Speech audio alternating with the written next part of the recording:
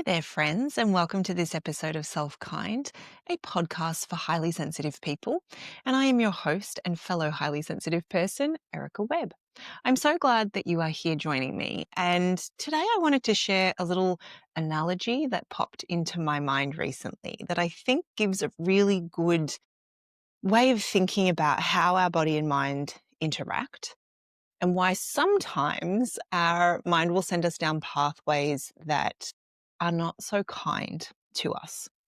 And so let's explore that a little bit, because one of the things that I find in working with highly sensitive people is that we are very quick to self-blame, we are very quick to self-shame, and we need ways of extracting ourselves from that and seeing different perspectives.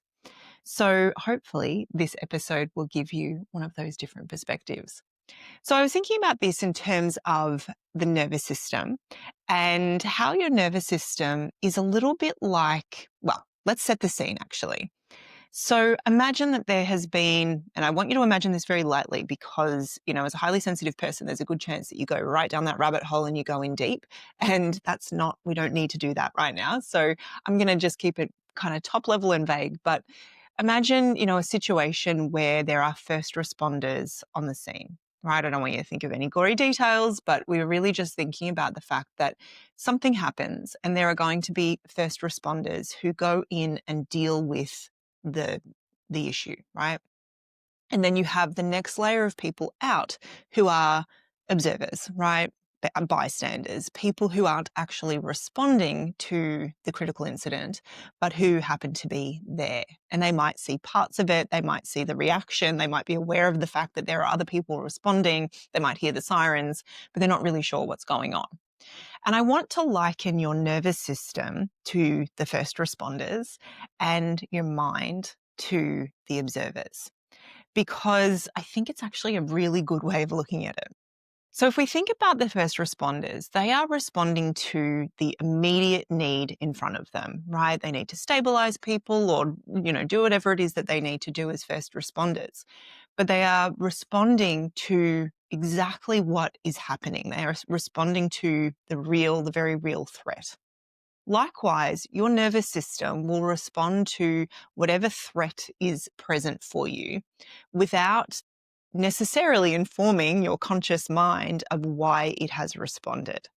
So most of us live our lives with our body responding to things and us often not having any idea why, right? We might notice that we feel anxious or that we feel really tight and tense, but we're not always sure exactly what has triggered it.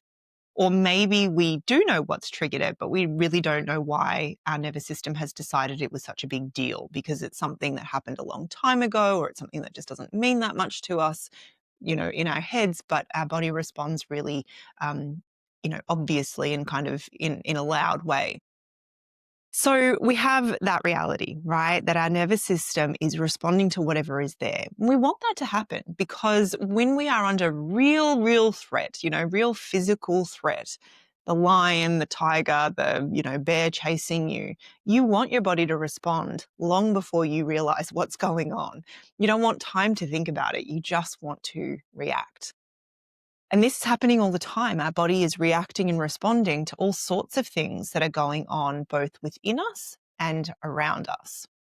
And our nervous system is going to respond immediately. It's going to mobilize resources. That's why our muscles get tight. That's why our heart quickens. This is all happening in service of staying safe from whatever the perceived threat is. And then what happens is our mind, like those bystanders, like the people who are, trying to figure out what's going on, what's happened, it's trying to match what it can figure out to what it's experiencing, right? To what you're actually feeling and experiencing in your body. And what can happen is we look around and we think, well, why am I feeling so anxious? And oftentimes we can't find a really logical answer because we're not being chased by a lion or a tiger or a bear. We are sitting at our desk responding to emails. And yet our body is having this response as though there is something that it needs to respond to. And just like a bystander, it's going to make up some stories. It's going to scramble to figure out what is the most logical, what is the most likely. And as highly sensitive people, you cannot avoid this. Your brain is going to make all sorts of different connections and all kinds of assessments and all kinds of meaning making, because that's what minds do. But sometimes what happens is the meaning making that it does is self-blaming and self-shaming, right? Because maybe it can't come up with a really good story. Maybe there is no obvious immediate threat. And so instead, what we see is that we are broken or not doing it right or not yet good enough to, get our shit together, or whatever your favorite statement is. And we make up this story that we are a problem. And that feels very compelling, and it gives us something to be like, yeah, that's what happened, right? That's why I feel this way, because I'm inherently broken, or I'm not doing good enough, or I'm not good enough and I never will be. And that is a darn shame, right? It is such a shame that that's what our minds do, but it does it in the service of predictability, understanding, wanting to be able to put pieces together and understand, right? And of course, because of course. But is that really kind? Is that really accurate? Does it allow us to show up in the world in the ways that we want? And often the answer to that is no. Because when we show up blaming ourselves and shaming ourselves and, deciding over and over again that we're not good enough, and there's the evidence for it because I'm still anxious, or I'm still this, or I'm still that, we forget that we may not have landed on the truth. And we may be doing ourselves a great disservice by assuming that we are the problem. Because for the most part, your nervous system is responding to very, in its kind of interpretation, very real threats. They may not make sense to us in our conscious mind in the moment, but if we have had things happen to us in our lives that have kind of primed us to respond in particular ways, then your body's not failing you. Your nervous system is simply trying to protect you.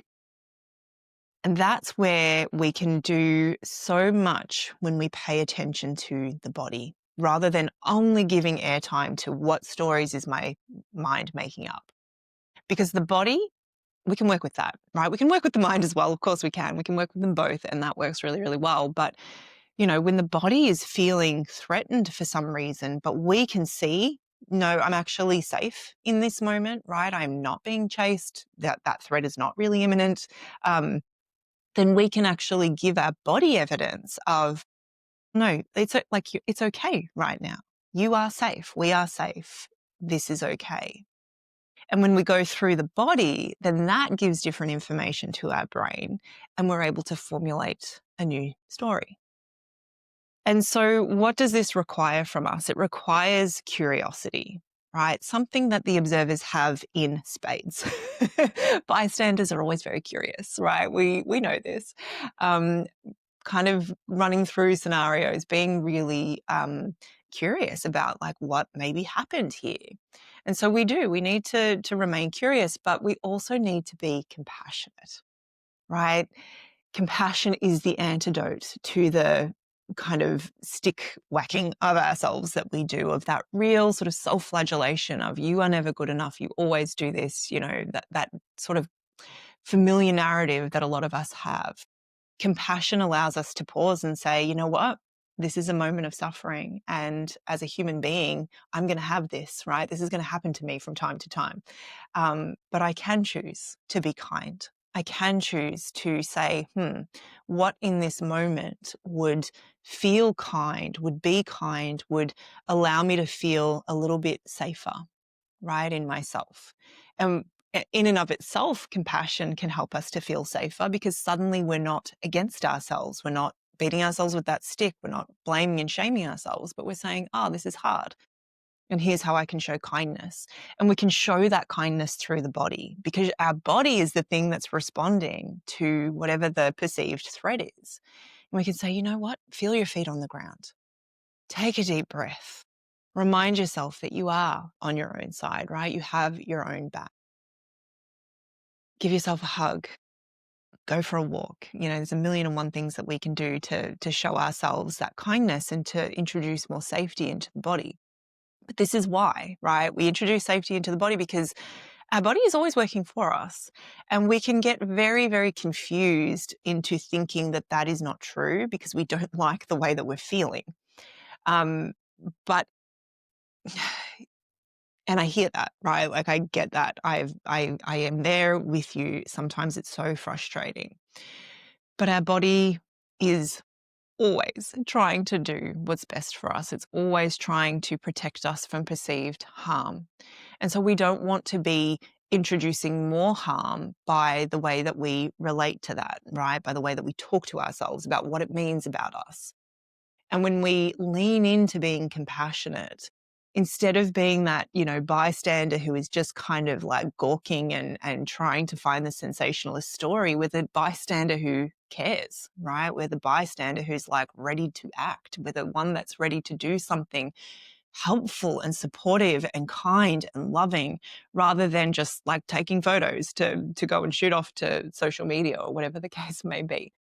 So I think it's kind of an interesting analogy, right? Of your body responds just like the first responders to need, right? It's very immediate.